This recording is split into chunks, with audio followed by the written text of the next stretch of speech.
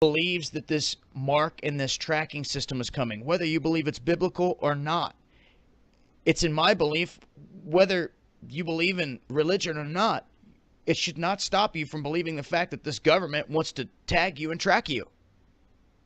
And it's the truth, and it's real, and it's right here in front of you. This is all the evidence you will ever need to know that it's already implemented. All we are waiting for is an event. Do you hear me? All we are waiting for is an event.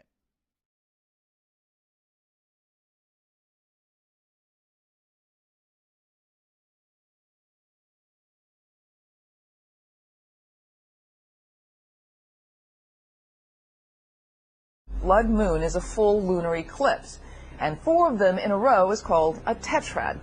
When they've occurred on the Jewish high holy days, it's coincided with major historical events like the Six-Day War in 1967. 4 blood moons on the Jewish high holy days has happened only 3 times in the last 500 years. The next time it occurs is starting next spring on the Jewish Passover. The recent discoveries released by NASA, the National Aeronautical Space Association, literally the best scientists in the world predicting the coming 4 blood moons. They are predicting that there will be 4 blood moons that began April 15th, 2014, that there will be a second October the 8th, 2014, that there will be a solar eclipse in the month of March, the 20th of 2015, a third blood moon in April the 4th, 2015, a fourth blood moon September the 28th, 2015. I want you to read my lips. These are NASA's predictions, not mine. You know, as you're very well aware of all the prophecies, about signs in the heavens and the sun turning to darkness and the moon to blood. And so as I was looking this, I went to NASA's website because they have 5,000 years of eclipses recorded. Because God created everything mathematically, they can do this. Right. Well, I noticed that there were 4 total blood moons or total lunar eclipses in a row in 2014 and 2015. They fell on Passover and the Feast of Tabernacles in 2014, and then again on Passover and Tabernacles in 2015. I was blown away to see these 4 blood moons falling on the feast days, and I wondered how often does that happen?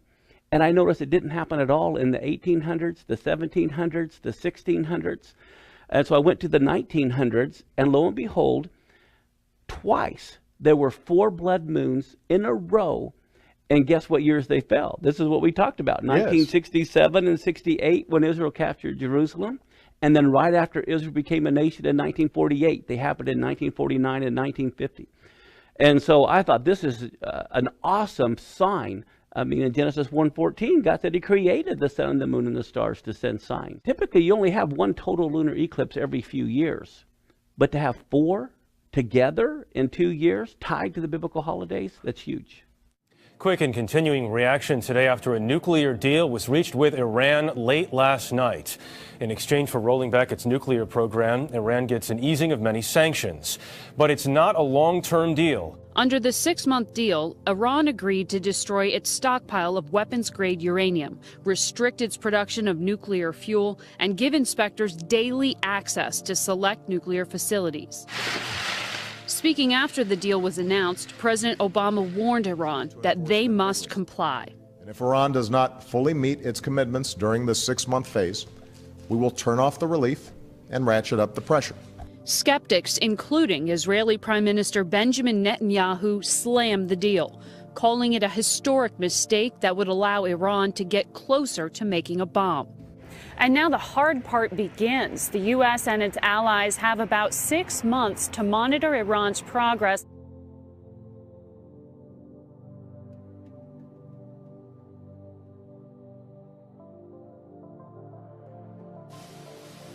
Israeli and Palestinian negotiators will seek to reach a peace agreement within 9 months.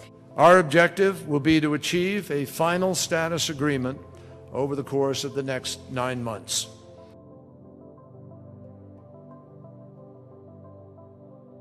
The United States is seeking to broker an agreement on a two-state solution in which Israel would exist peacefully alongside a new Palestinian state created in the West Bank and the Gaza Strip, lands occupied by the Israelis since a 1967 war. Secretary of State John Kerry is getting ready to return to the Middle East for peace talks with Israel and Palestinian officials. This video is from a trip he made there earlier this month, and we know the timing is important. Just last week, Israeli government expressed anger over learning the United States had been gathering intelligence on them through the NSA. Kerry is expected to leave on New Year's Day in what will be his 10th trip to that region since March, all part of a push to move the peace process. This is the postcard from Jerusalem. It's not often you get to see the old city in the Golden Dome with the Dome of the Rock blanketed in snow. Residents in Jerusalem battled to return to normality on Sunday after a powerful winter storm lasting days covered the city in snow. Most of Israel, including the West Bank, has been affected by the storm. This is the most severe snowstorm in decades in Israel. Applause rings through St. Peter's Square as Pope Francis prepares to deliver his first Christmas message as the leader of the Roman Catholic Church. He decried the cost of war and called on atheists to unite with believers of all religions to work for peace. So it's the end of the year, but are we heading for the end of the world as we know it? Economic turmoil, wage rage over living pay, spiraling national debt, high unemployment, with benefits for more than 1 million people expiring tomorrow. The current economic climate has, understandably, caused a lot of fear and some unrest. One financial expert says it may be time to brace for the worst and prepare for financial Armageddon. If you have never heard of Bitcoin, you are probably not alone, but the online currency is gaining popularity around the world, and now in eastern Kentucky. WIMT's Brittany Nada looked into the cyber money to try and answer some questions about how it works. City commissioners in Vico recently passed a measure to pay its police chief in Bitcoin. It may be a forward-thinking movement, but many of you probably do not understand how it works.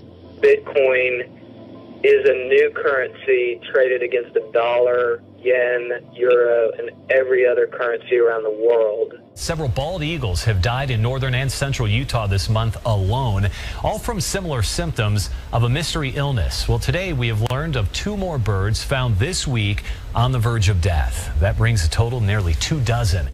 Statewide, 21 bald eagles have been found with the mysterious illness just this month. 16 have died.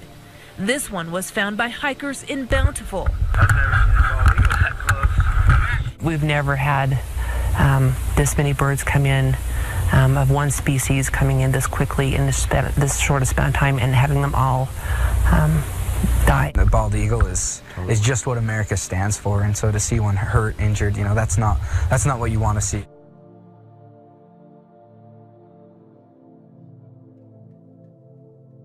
Now, what was strange about this is that this man's speeches and directions for the whole world had to do with new times upon us as human beings, new directives for global peace, and the need to give up current citizenship for world citizenship.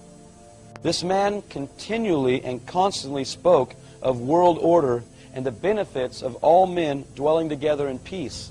Now, even though I was disturbed in the dream, I was also being pulled into this because it sounded very, very good. World peace sounds good until you see the cost. Let me tell you, there is no world peace.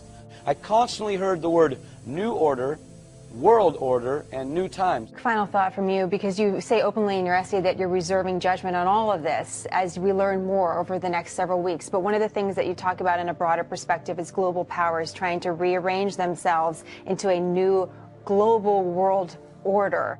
I think we have to watch it carefully to see whether, in fact, this is the opening of a new moment in international history. So my freedoms and my patriotism were instantly being eroded from my understanding. Our other big story, a clash between church and county, a place of worship being told to take down a sign with an American flag and a message to support the troops. The church put up this sign to cover an old billboard that was run down. However, support the troops is becoming quite controversial here in Nevada County. Why would you you knock something that's got an American flag on it, it says support our troops. I have no idea. I really don't. Fourth grader Gracie Brown and her brother Luke put a lot of thought and effort into their Christmas cards. It included Merry Christmas, and when you open it up, it says thank you for your service and the American flag. 52 students at Grace Academy in Prosper spent Friday morning making these cards. I hope you have a blessed holiday. They planned to hand deliver to bedridden veterans at the VA hospital in Dallas this morning. When Gracie and Luke's mom found out they wouldn't be able to, she was outraged. This wasn't the country that I grew up in, that you couldn't say Merry Christmas. So we found out not only could you not say Merry Christmas, you couldn't say God bless you in a card, and you couldn't reference any scripture. People were buying right into this plan that this man was releasing through the airwaves at staggering rates. No resistance. No one was fighting it.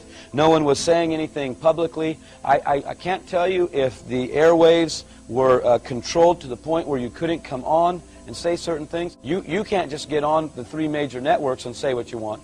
Superstar patriarch of Duck Dynasty, Phil Robertson, put on indefinite hiatus now by A&E for comments that he made to GQ magazine about homosexuality. Well, Martha, after some heavy lobbying by gay community, A&E suspended Robertson for his personal comments made to GQ magazine by Barbara Walters, along with the Klan, described his family as Bible thumpers who just happened to end up on TV. In the article, he calls homosexuality a sin, and I'm quoting, "Everything is blurred on what's right and what's wrong. Start with homosexual behavior and just morph out from there. Bestiality, sleeping around with this woman and that woman and those men. Don't be deceived. Neither the adulterers, the idolaters, the male prostitutes, the homosexual offenders, the greedy, the drunkards, the slanderers, the swindlers, they will not inherit the kingdom of God." On the top of them, I began to see cameras, little white oval-looking, hot dog kind of looking cameras. And in the dream, it was revealed to me that these cameras knew the whereabouts of everybody's vehicles.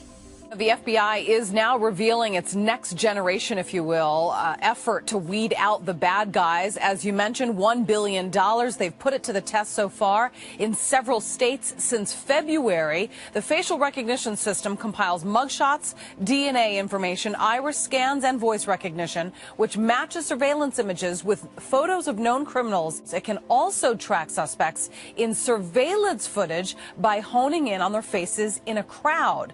Several public advocates are also wary of the project, fearing it will eventually extend beyond criminals to include images of the innocent. It remains unclear, though, if images of the general public will also be included when it is nationally implemented by the year 2014. Very unusual things began to happen with law. I began to see local municipalities, and no longer were police departments the enforcers of the law of municipalities, but military police driving very unusual looking vehicles that I now know to be called Humvees. These vehicles that I saw were black. New crime fighting tool is so big, some might call it a tank. Hey, I think they are. Now, it's really called an MRAP. I checked on that. And tonight, these massive military vehicles are in the hands of 4 mid-state police agencies. A handful of police departments are now getting them free of charge to protect their officers. Hendersonville's SWAT team already has 2 Humvees. The problem is they're not armored. The MRAP gives them that much-needed protection. We plan to paint it black, just the same as our other tactical vehicles, and put police markings on it, and that's probably all we're going to do. I see how God's hand guided me. When I began preaching many years ago, it was not with any thoughts that I'd be preaching to large audiences. Come to the cross! His gospel is for everyone. God has done this. Christ is alive! In modern America today, there is a vacuum of the soul. Our country's in great need of a spiritual awakening. Well, there have been times that I've wept as I've gone from city to city and I've seen how far people have wandered from God. Of all the things that I've seen and heard, there's only one message that can change people's lives and hearts. There is a way if you come by the way of the cross. I know that there are many people that dispute that. People don't want to hear that they're sinners.